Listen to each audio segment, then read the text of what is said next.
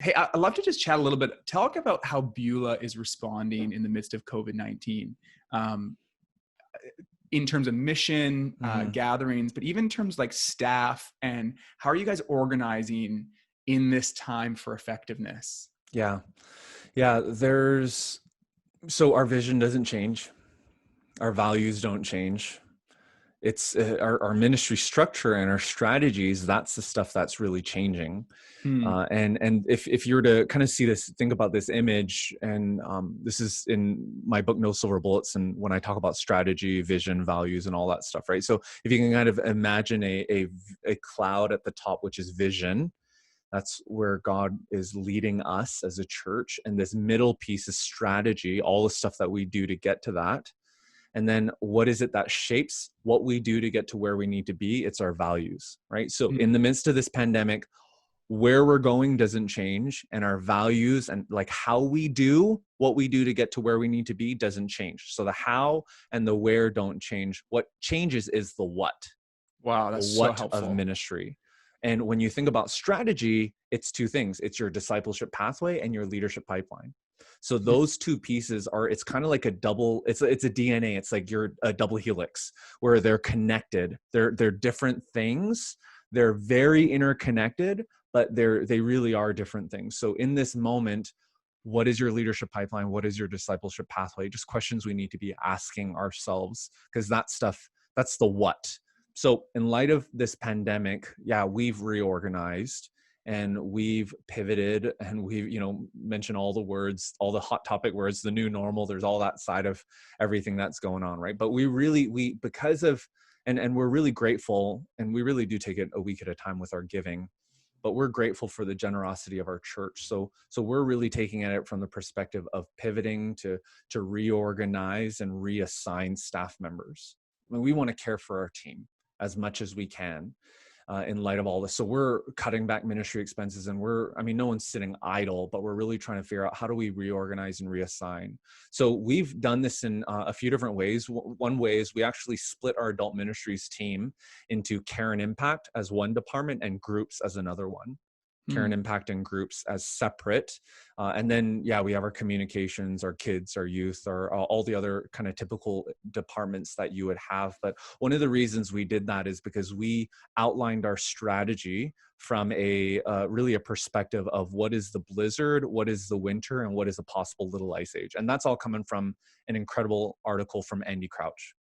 So when this first hit, we were in a blizzard, and there was a lot of people doing the same things. So we had a 6-week strategy from mid-March to the end of April for this is our blizzard strategy. This is how decisions are being made. And this is what we're doing. And it was very, very simple. If you were to imagine a quadrant, it was air war and ground war, weekends and midweek. So we structured everything around those quadrants and assigned owners around that.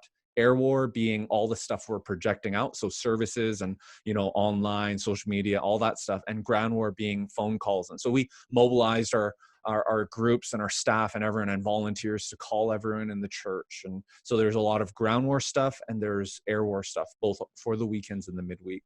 Now that the blizzard is done and we're getting a little bit of a better picture as to what ministry is going to look like moving forward, we've outlined a ministry strategy from May to August.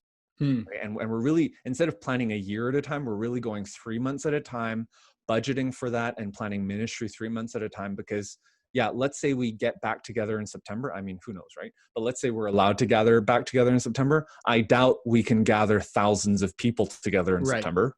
Maybe it's 50, maybe it's 70, but it's not going to be our services altogether. So instead of planning for that with those contingencies, we're really just planning for no gatherings. Maybe we'll meet before that, but no gatherings generally. And this is what our strategy is. And it outlines in these 3 ways: engagement, community, and compassion.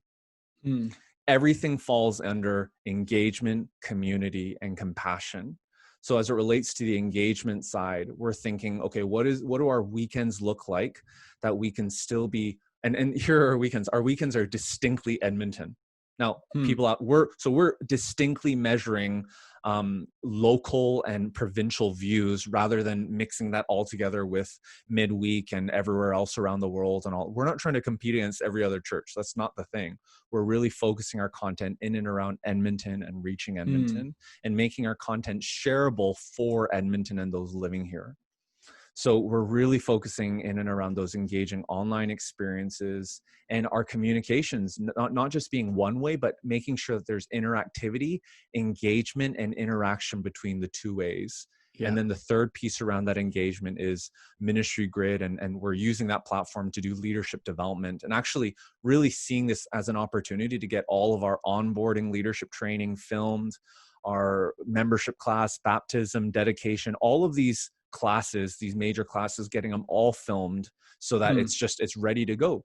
So that's the whole reassigning piece. So that's the engagement side. I don't know if you want me to go into community and compassion, but that's the engagement Give, side of it. give me like the just Cole's notes on the other two, because it honestly, it's so helpful to hear a framework. Mm. I think a lot of people, whether their framework would be the same, to have a framework to work from, to contrast with, it's so helpful. And so, yeah, just walk us through the other two. Yeah, so community just quickly is increasing the number of new people connected, but also reconnecting those who haven't gone digital, because we are a multi-generational church. So being aware of that, working on our discipleship pathway, and really doing an initiative around offline resourcing, knowing that we're all on our screens quite a bit. So engaging people in community. And the compassion side is really making sure that there is congregational care and pastoral Yeah. care, and that we're doing these seminars on mental health and financial needs and everything else around care. We have a huge emphasis on neighboring. So yes, we're going to target our city, and impact is a huge component in the compassion side, and us being able to find out, okay, what are ways that we can serve high impact opportunities to serve Edmonton and to serve and be salt and light here.